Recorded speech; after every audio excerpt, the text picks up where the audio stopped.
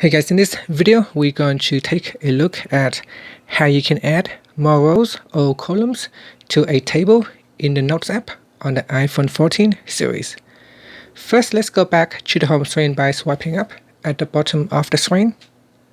On the home screen or in the app library, open up the Notes app.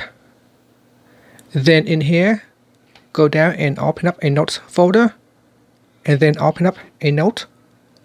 Now I already have a table here, so in order for you to add in more columns or more rows, just tap on the three dots at the top of the row or the column. Once it is selected, tap on it again and this will open up a sub-menu.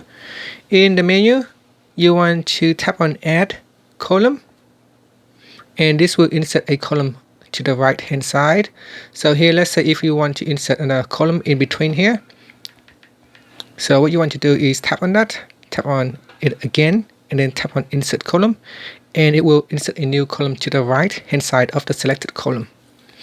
Now the same for the row, you just tap on the three dots on the side, on the column that you want to insert. So you can see each time I tap on a row, there is an option button on the left hand side. Just tap on that, three dots, and then tap on it again, and this will open up a menu.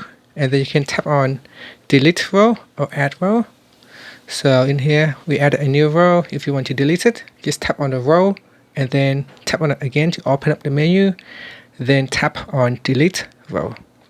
And so that is how you can add or remove more rows or columns in a table in the Notes app.